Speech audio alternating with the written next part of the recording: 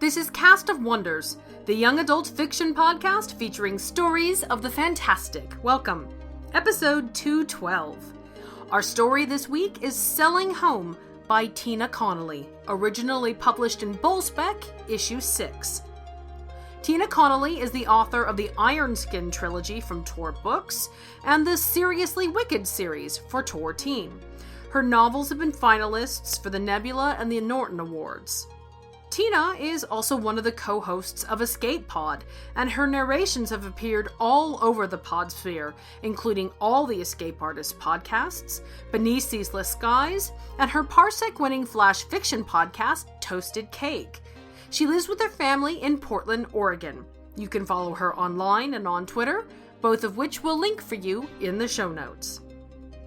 For your narrator, we welcome back Chloe Yates. As well as narrating, Chloe writes odd stories. She's written many short stories for the British Fantasy Award-winning independent press Fox Spirit Books, and is currently working on both a collection and a novel for them. English-born, Chloe currently lives in the middle of Switzerland with her beaded paramour and photographer, Mr. Y, and their disapproving dog, Miss Maudie. You can find her online and on Twitter, and if you're very lucky, the bar of the occasional British convention. And now, we've a tale to tell.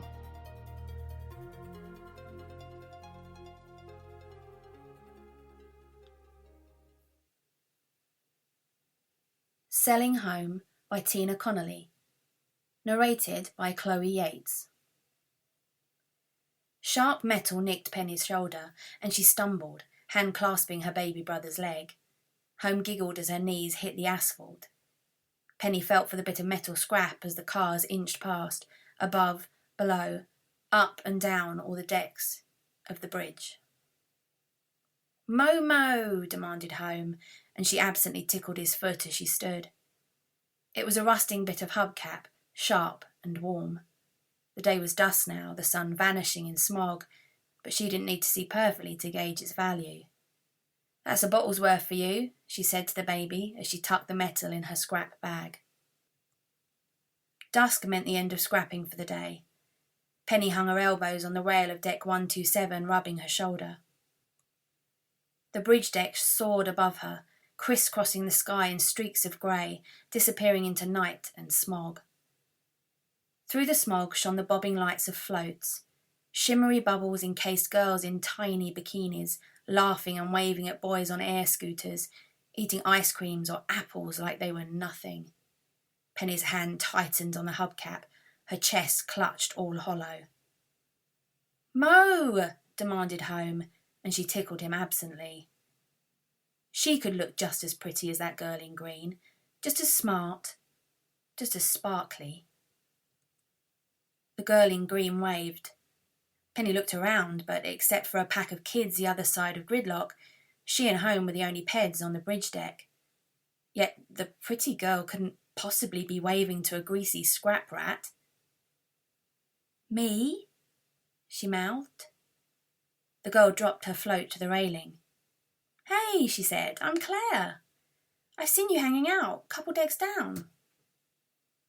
"I'm Penny. I scrapped 125 to 127. 3 decks was an impressive territory to hold.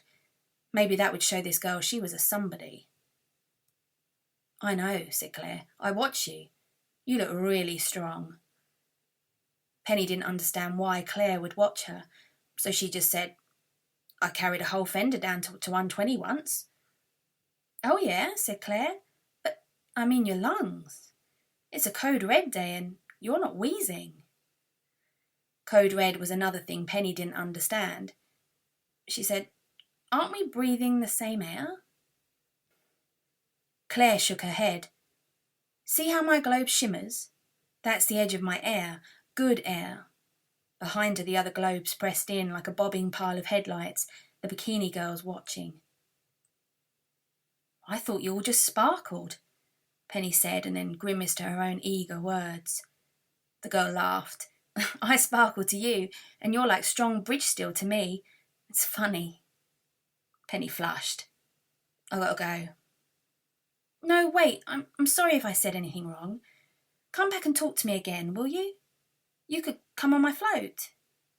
Claire gestured at the floating globes of sparkling girls. They billowed up, moving over Penny's head. Pem, Pem, said Home, pulling on her neck. Penny unhooked his chubby fingers, turned to see where the globed girls were clustering around the gang of kids.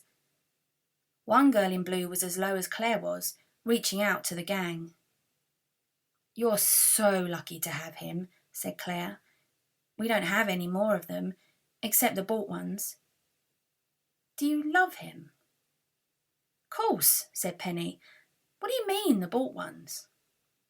The girl in blue's hands thrust through the lit globe. She seemed to carry the light with her. You have more brothers? Are there lots of you at home? I've got one named Lark who's 7 or so. Dilys says we have an older brother who's a bridge cop up in the 400s, Penny said, but he left when I was 4, and I don't know which of my memories is Jack and which were her boyfriends. She turned back to Claire, who was staring hungrily at little Home. Is that what they're doing? Are they selling themselves? Not them, they're too old, said Claire. Under 4s only. Is that something you'd ever consider? To get a way out? No! Penny backed away. How can they do that? Just fine, long as that bridge cop doesn't get there first, said Claire. A broad figure in black synthetic zigzagged through gridlock, yelling. The glowing girls shot away, except for the girl in blue, who was leaning off her float, reaching for a small bundle. A red hoodie flashed in the middle of the gang, and Penny gaped. That's Lark! She darted through gridlock, banging against fenders, one hand twisted to steady Home in his harness. The gang scattered. Somehow the girl had got herself all onto the railing, her float suspended at her shoulder. Both she and Lark had their hands on the bundle. Both looked terrified. The girl was gasping, loud and shallow. Lark, be careful with him, shrieked Penny over the engine roar. Steady there, no one's going to hurt you, shouted the bridge cop, any of you.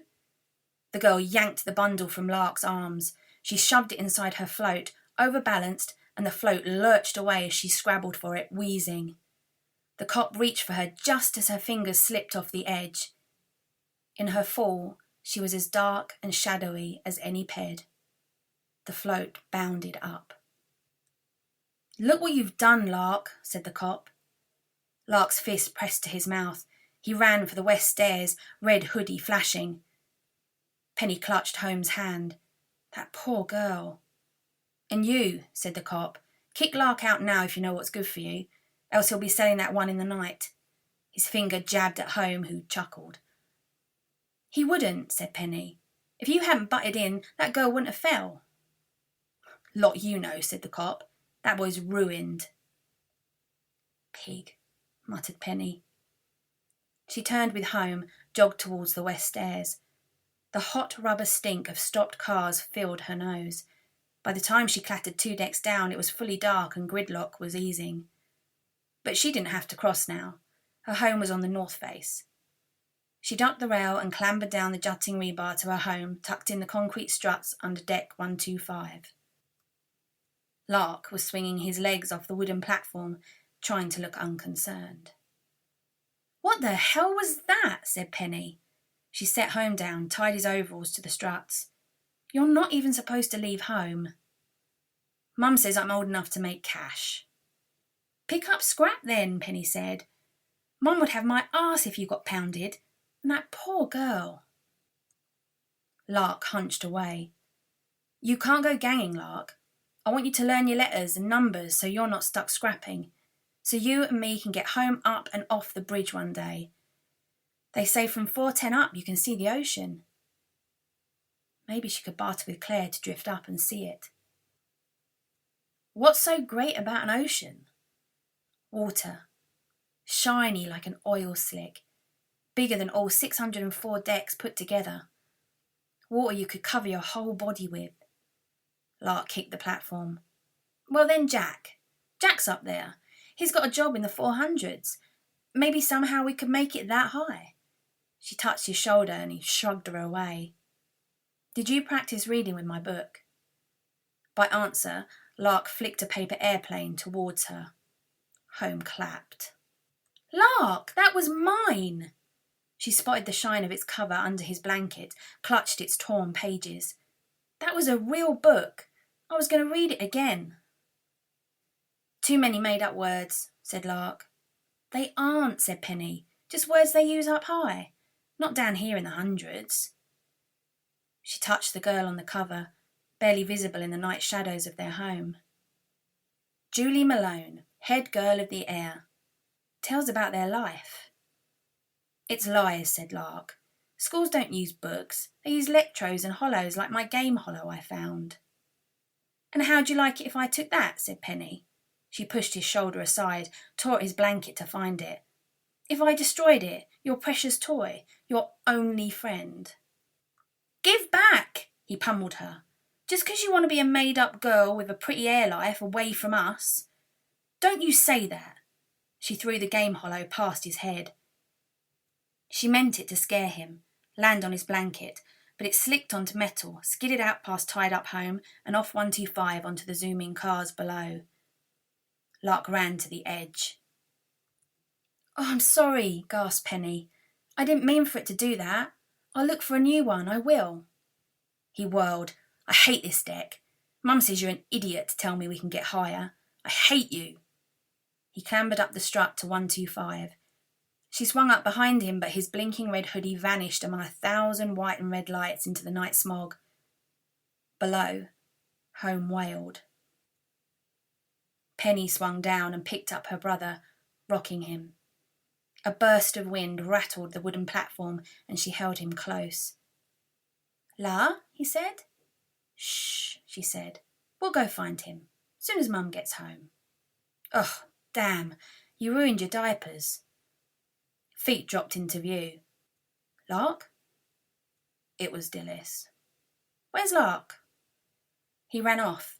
If you watch home, I'll go look for him. What'd you do to my boy? Nothing, said Penny. I knocked his hollow game off on accident. He was with that gang, Mum. It's hard having nothing to do.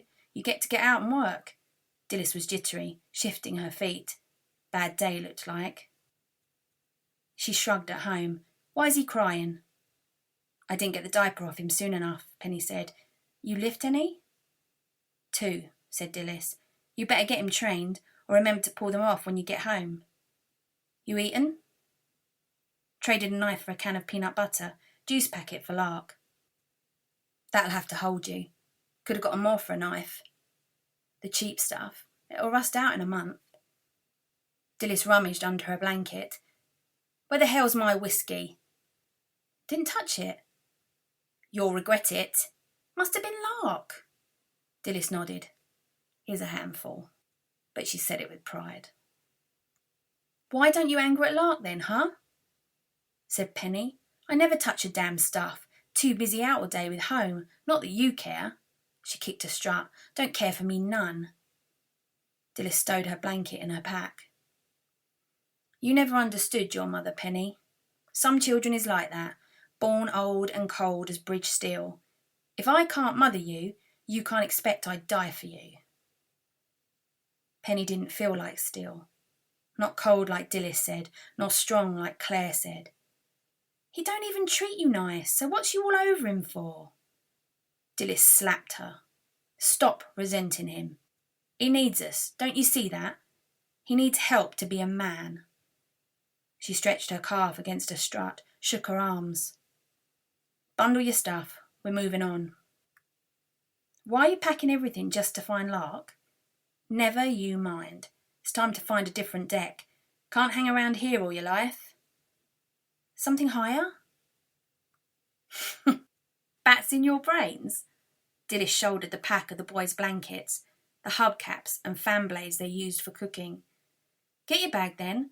I hear there's work down on 62. She untied Home and lifted him up the struts. 62? But that's double digits. We've never gone that low. I said move.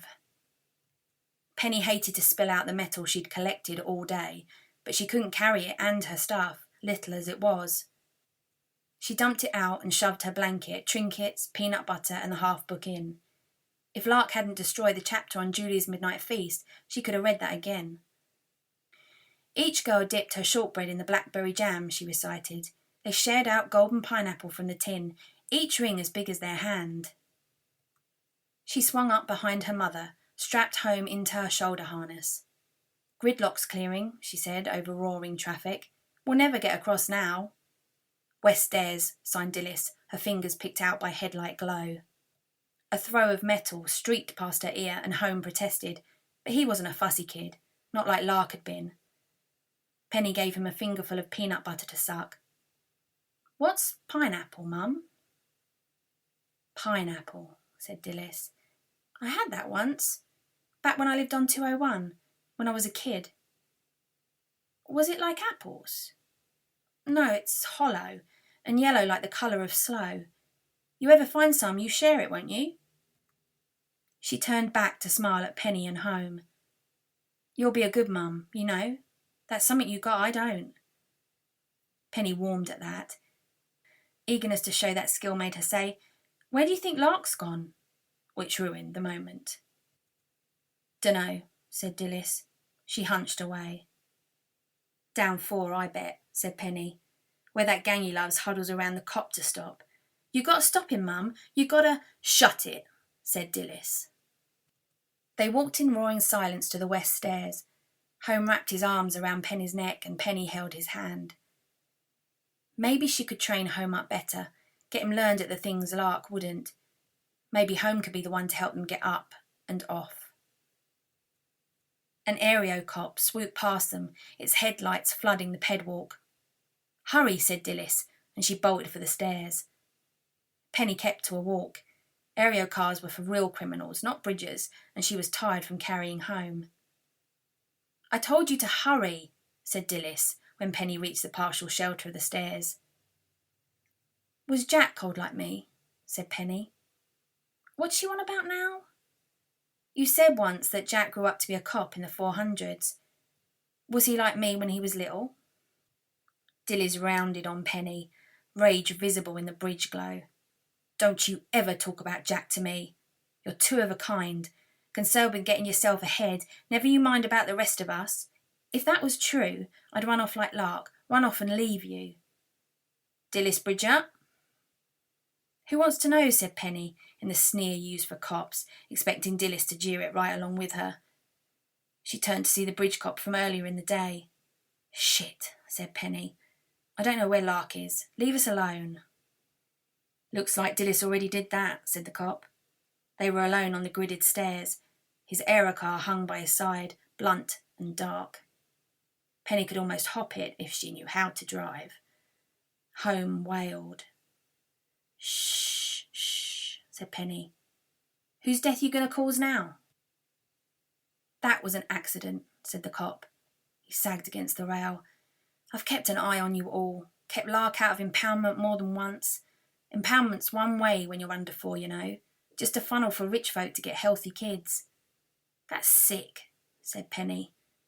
The cop smelled of the grease of food, cooked food. Her stomach gurgled. Why you watch us? I'm Jack. Don't you remember me? There's some hard folk looking to slice her tonight. She pissed off the wrong people. But you could help us, Hope flared. Is that why you're here?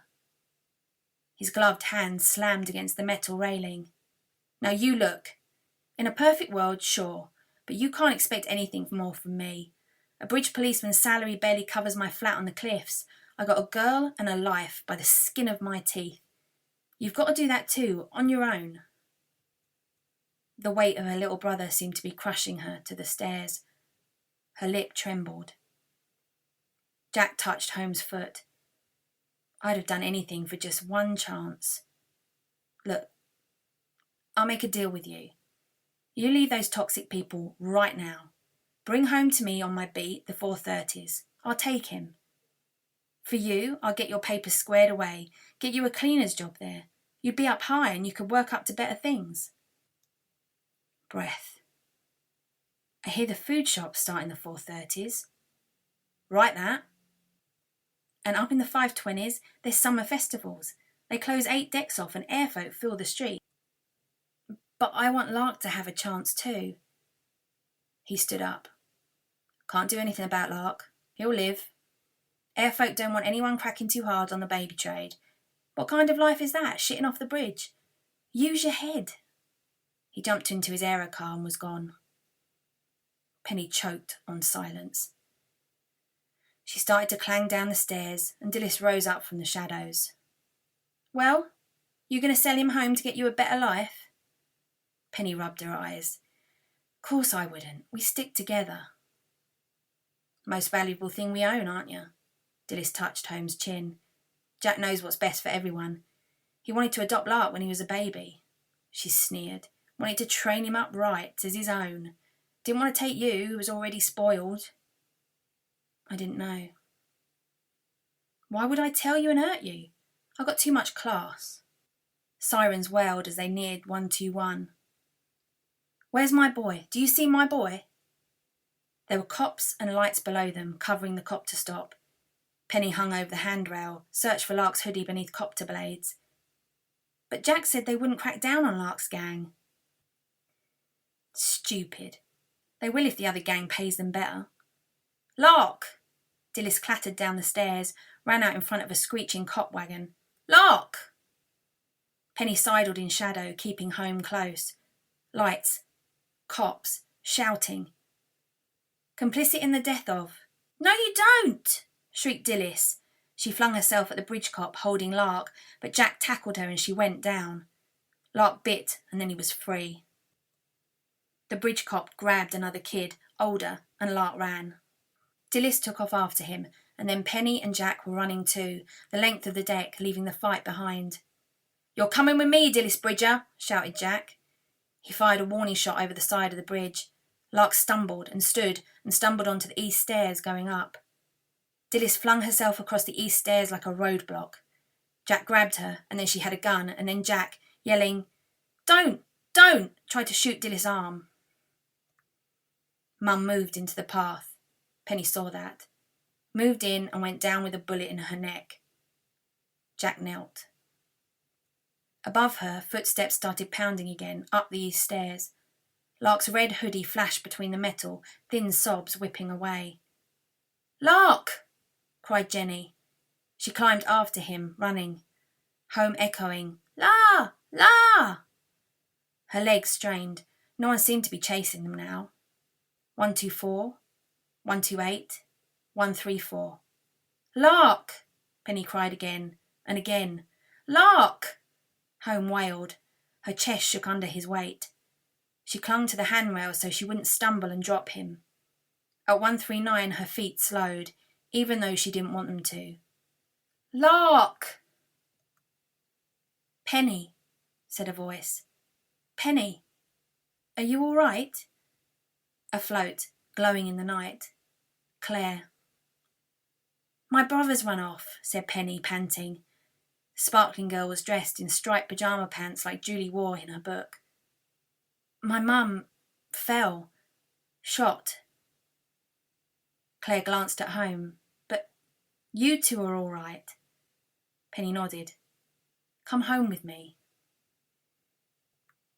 Claire put her hands through the lit air curtain, and for the first time in her life, Penny stepped off the bridge and onto a float. The sudden absence of smog was startling. The air's so strange, she said. Skinny sweet and warmer. She lowered home from her shoulders to the spongy floor, her legs quivering. Her thoughts seemed to whisk away as they rose, like they were left sodden and clinging to the metal deck. What's his name? Homicide, said Penny, and swallowed hard. At Claire's expression, she explained. Dilys said we kept her tied to the bridge life, you know. She named me Penny because I cost her money, then Larceny, but I call him Lark. I used to call him Homie, but now he's big, it's just Home. They'll have to change that, muttered Claire. Penny plopped down next to Home. Damn, do you have any diapers? No, I've been out of those for a while, Claire said. Penny stared. Joke.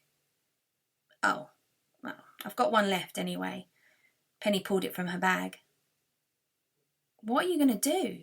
With your mum, you know? Dead? You can say it, I guess. She pulled Home toward her, and he clapped his hands. Go back to 125 and pick up scrap, I guess. Long as no one's taken our home already. Won't that be hard to support both of you? And what if Lark comes back? Guess he'll have to beg on the 110 trains. He won't though. He'll gang first. I guess he really is ruined. Claire sunk down next to them. Penny, listen to me. Let us adopt your brother. You mean Home? She scrambled to her feet, unsteady against the moving float. Are you stealing us? Course not, said Claire. Just a friendly transaction. He's all the family I got now. But what if you fall or get hit, or someone fights you for your home or your scrap? They do that, don't they? Yeah. Give him to us, and you only have yourself to worry about. We'd give you money, enough to get off the bridge and go to school. She clasped Home's hand as he started toddling around the golden floor. He could go to school too, good air schools. He'd be taken care of forever. Penny pulled Home into her arms, where he squirmed. You can't have my brother, she said. Why do you want him anyway? Home went rigid, fighting her, and she reluctantly released him. Because I'm dying, Claire said bluntly. All my friends are too. All the Air families marrying each other made a bunch of children with lungs that can't repair themselves. When the air got so bad with smog storms 20 years ago, they put a bunch of stuff in the air to clean it. But that was just as bad on us. She looked at Penny. It's bridges that are the future. You with your lungs that can breathe anything. Bet you've never been sick. And him neither. Penny shook her head. I thought so. Claire almost spat. And we're stuck on bubbled floats. Can't go to school. Can't do anything while we sit here and die. She breathed out. We're here. The float bounced under the dock of a large float house tethered to the 184. Penny's stomach lurched.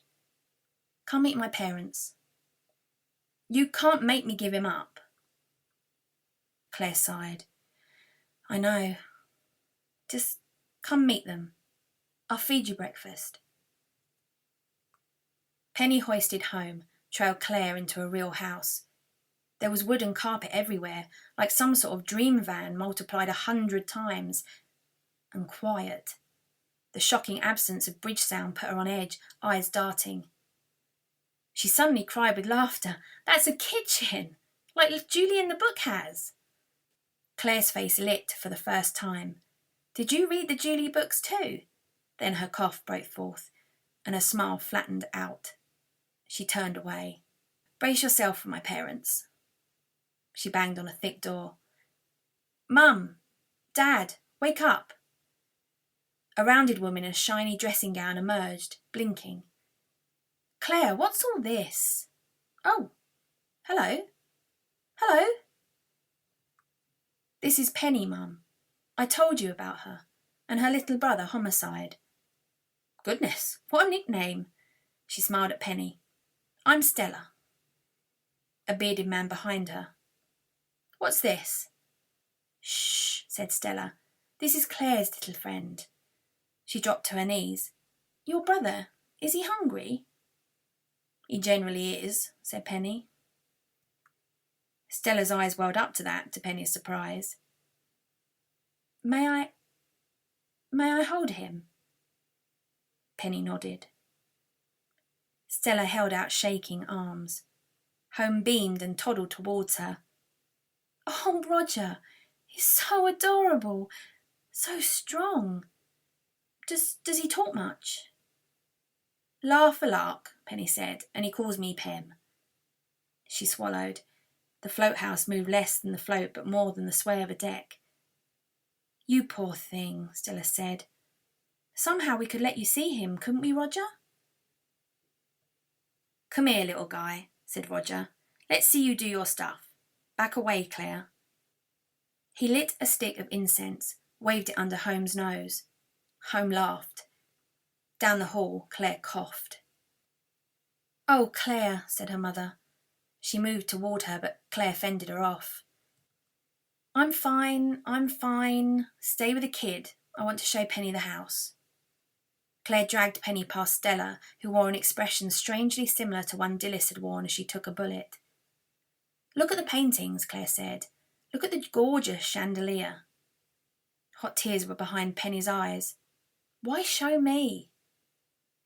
I hate when Mum's weepy, and I don't really want to make the transaction with you. That's my job. Then they can pretend home just showed up, right? She waved at the walls. That's a vid feed of the islands. I've been there. Mum moves house every couple months. Penny swallowed. Claire looked down at her, forbidding the words that had to well out. Can't I stay here too? Claire shook her head. Her stick arms crossed. You understand they only want little ones, she said. Ones they can really make their own. I could do that. Claire was silent. Then, come look at the playroom. He'd like that. Penny followed Claire into a room of bright colours, redder than stoplights, oranger than safety cones. There were bright painted structures like the struts home adored, yet positioned over soft mats, not the streaming traffic of 124. I used to love this, Claire said. No, Penny said. The thought of a way off made her stomach weak. Family sticks together. Do you really think it will be best for home to stay with you? Or are you just jealous? Her cheeks seemed to be sucking back inside of her. What would your mum have wanted? You and me, we can't have what we want, but maybe our parents can. Claire didn't know that Dilys hadn't cared about home. It was Penny who wanted the best for all three of them. Aren't you going to tell me that we can still see each other? That's what your mum said. That's what she said. But she's a liar? Oh, Penny, said Claire. I've seen 20, 30 of these transactions now as my friends die one by one. Seen dads steal kids. Seen mums promise the whole family the moon. Take the money and expect nothing. Then you won't be disappointed. Penny roared. You're bait, aren't you? You and your sparkly friends, all beautiful and dying. Dying. Tears broke forth. I've told you the truth all along. Come, look at the sunrise with me. Claire pulled Penny back out to the dock, onto the float and shoved off. They bounded upward, buoyant as steam rising.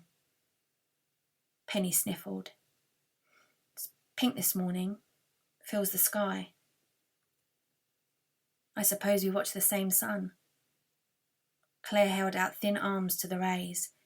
The dying skin around her face was like glass. Claire, said Penny, what's it like? Like graduating kindergarten to go to a slaughterhouse. Claire looked sidelong at Penny. He really is healthy, isn't he? Of course. If you did say yes, and he wasn't, she rubbed her thin chest. I couldn't stand it if Mum had to go through this twice.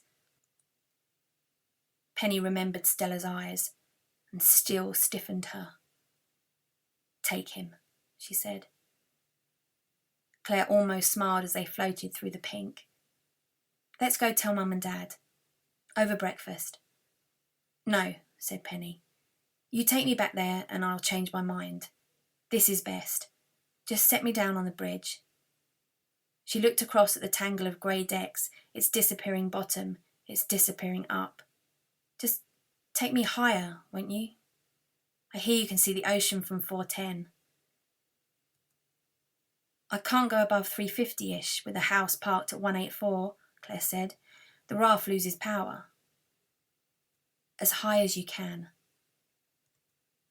The raft buoyed up, higher, higher, ears popping, watching as grey became white and the cars became sleeker and fewer.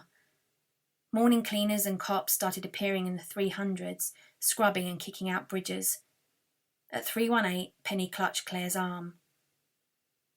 What is it?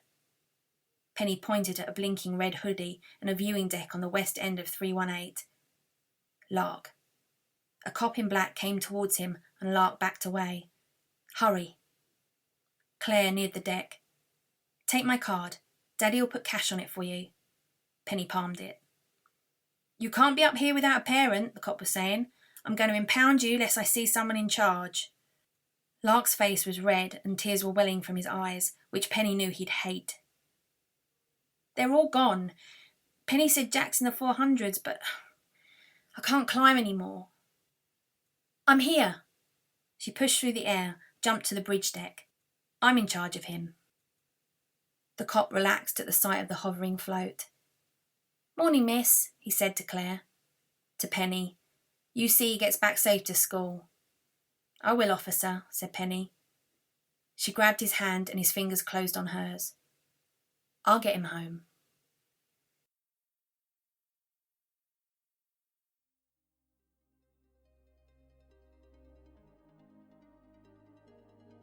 Tina's first short story collection, On the Eyeball Floor and Other Stories from Fairwood Press, is releasing this month in anticipation of Worldcon in Kansas City, Missouri. If you can, stop by the Escape Artist magazine showcase to hear Tina's reading. About this story, Tina told us before becoming a parent, she worked in the summers as a face painter at conventions and various fairs. One year at a blues festival in Portland, getting ready for the evening, she stood under the Hawthorne Bridge and saw throngs of people hanging off the bridge, finding early spots for the night's fireworks and listening to the blues and jazz. She imagined that the bridges kept going, one stacked on top of another, and the people in cars crowding them higher and higher.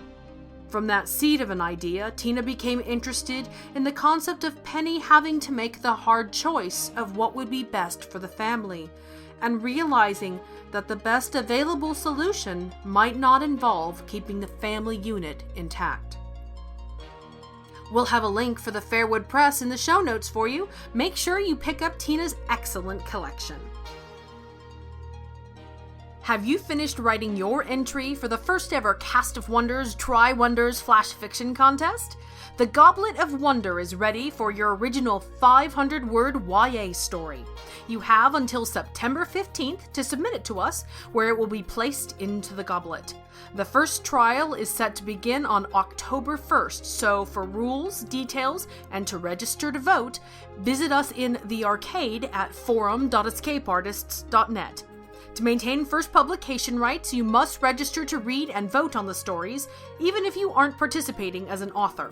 There will be 3 trials, and at the end, only 3 stories will make it through the final trial to be run as a Cast of Wonders episode in early 2017. Hold the bone, flesh, and blood. We just want your 500-word stories. Cast of Wonders relies on your donations to pay our authors and to bring you the best in young adult audio fiction week after week. If you've enjoyed this story, please consider making a donation using the PayPal buttons available on our website. Every one-time, or better yet, a reoccurring monthly subscription makes a huge difference, and you have, as always, our heartfelt thanks. You can share your appreciation for the story by leaving it a review on iTunes, sharing the episode with your family and friends, or discussing it on the EA forum, forum.escapeartists.net. We're at Cast of Wonders on Twitter. Come and say hello. Cast of Wonders is a production of Escape Artists Incorporated and is brought to you by the creative team of assistant editors Danny Daly and Catherine Inskip, along with our entire Slush team. Audio producers Jeremy Carter and Ricky Lacoste, and I remain as always your humble editor and host, Marguerite Kenner. Our episodes are released under the Creative Commons Attribution, Non-Commercial, No Derivatives 4.0 International License. That means you can share the episode all you like, but you can't change it or sell it. Our theme, Appeal to Heavens, is by Alexei Nov from musicalley.com. Thanks for listening.